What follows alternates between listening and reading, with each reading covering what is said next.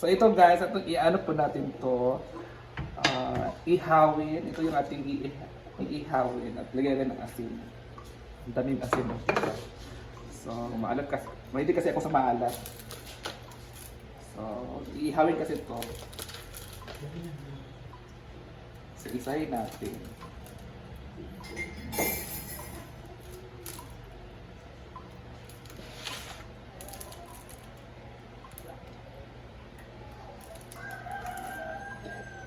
Kasi nagsawa na kasi kami sa ano tinola, prito, at paksiw, diba?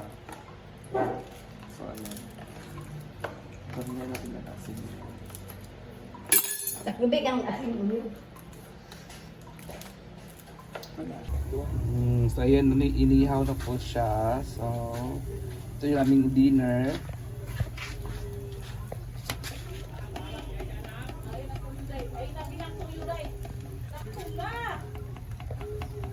So, ito na nga. Luto na po yung ihaw.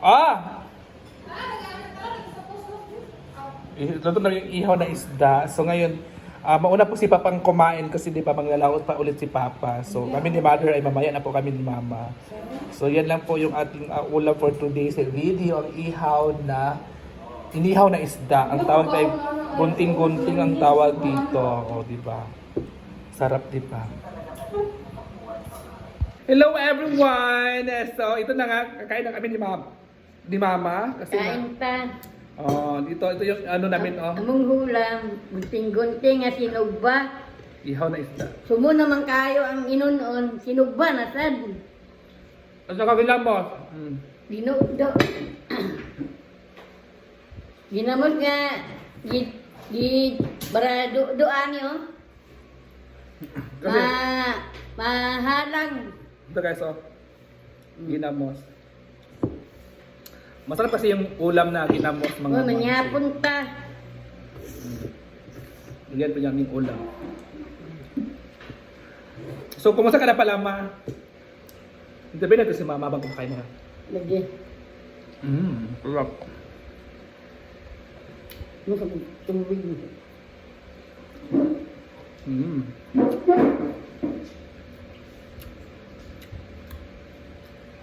Ang sarap ng ulam.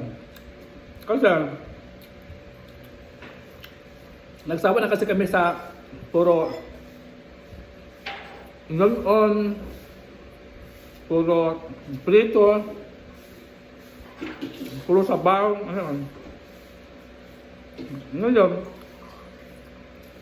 naisipan namin na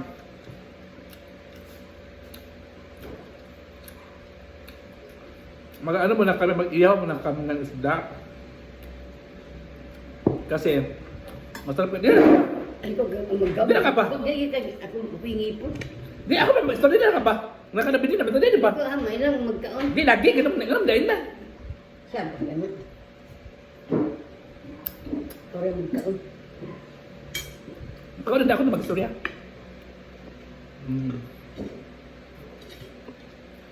Saan lang? Sakit ang lipon.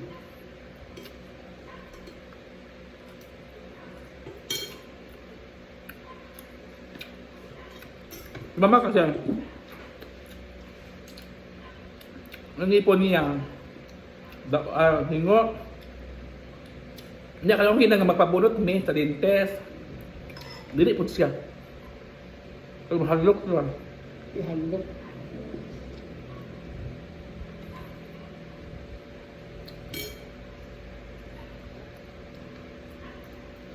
Ano ba, dito na. Manghadlok mo. Ano ka, madok ka? Eh. Ha? Magpabunot lugar ta. Kaya ako rin paibot. Ugma. Ano kay kwarta man? Ako nga magbayad. Hindi kay kwarta. Na. Pero, buti mo eh. Meron ba ko, hindi, magpabunot. Di ba ganito naman katong una nga magpabunot, na kadili ka kay nakailakaw.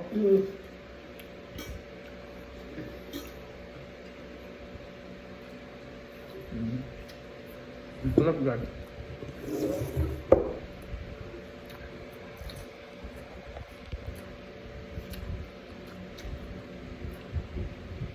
Gusto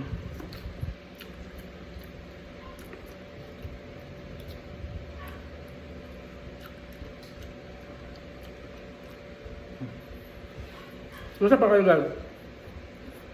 Alam nyo, sama nagtatanong sa akin kung bakit hindi ako pumunta ng hinaguan.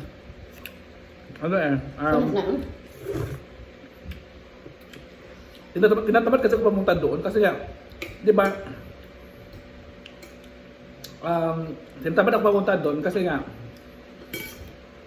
may mga bagay kasing dapat unahin na problema.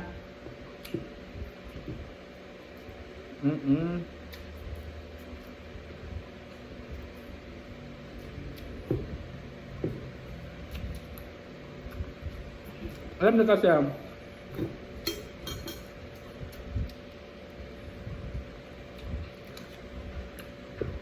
dati kasi kailangan ko talagang mag-ano. Dito na kayo dito kung gusto ka makakamit ito. Ano dito? Ulaw sa tao. Naadan dito. Video na ako.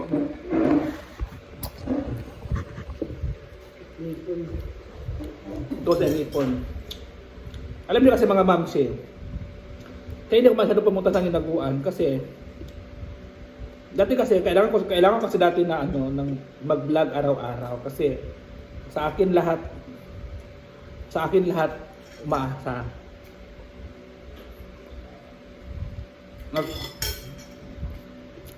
Ngayon pinapagawa ako. At grabe akong utang dati.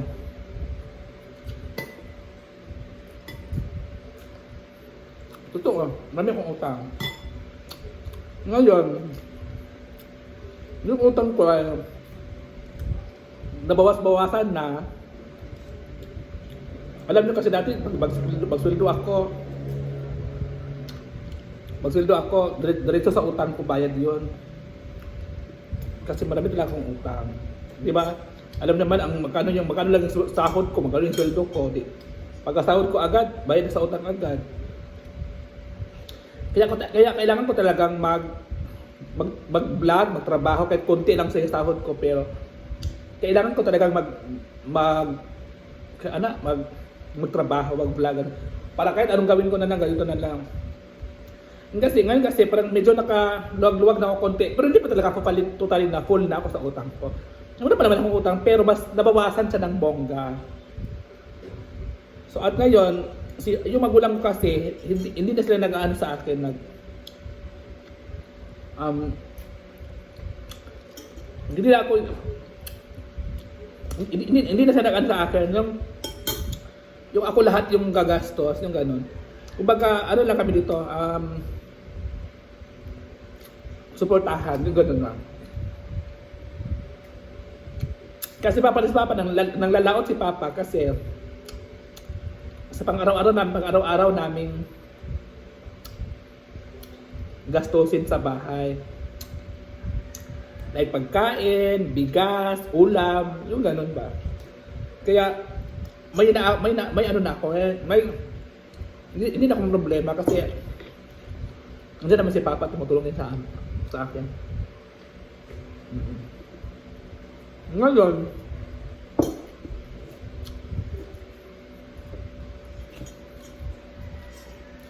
dati kasi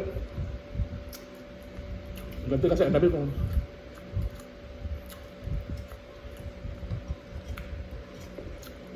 talaga utang dati, sobra.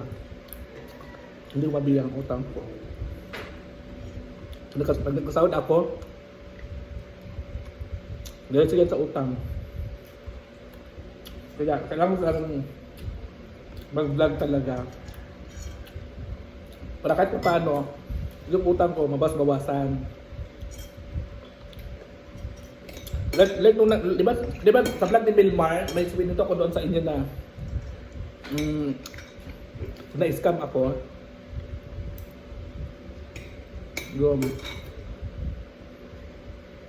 Totoo yun.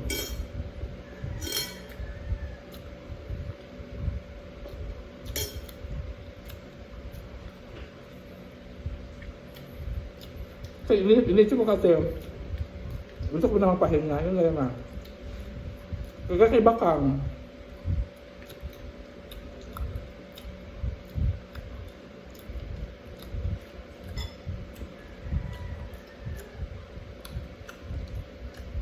Kakaiba kang ba? No. Dahil si Bakang palagi, for sige talaga si Bakang kahit ano lang ginagawa ni Bakang na content kasi kailangan ni Bakang may sasahurin siya kasi sa kanya umaasa lahat yung pamilya niya. Pero ngayon si Bakang ay hindi na siya ganun kasi nga hindi na umaasa lahat ng pamilya sa kanya. Parang ako din lang din. No. Yung pamilya ko hindi na umaasa, tumutulong mo sa akin.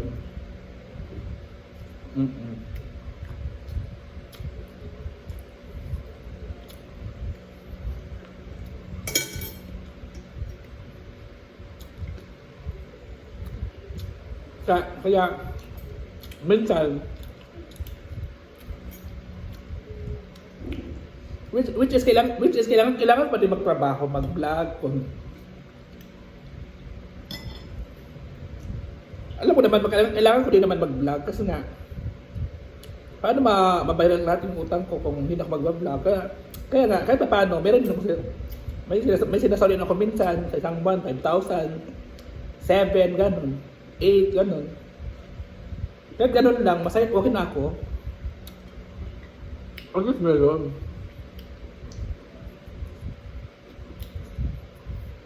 Akala nyo malaki ang sahod ko, hindi. Ang sahod ko lang ay 8, 7, gano'n.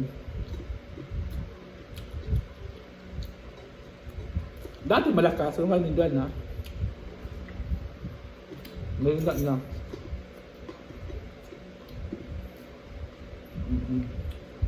Ganun ka.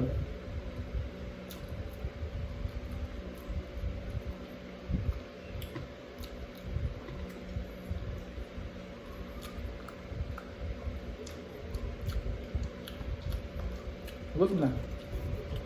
Ibili na kung kapatid niya. Bye guys, ano na naman. Thank you.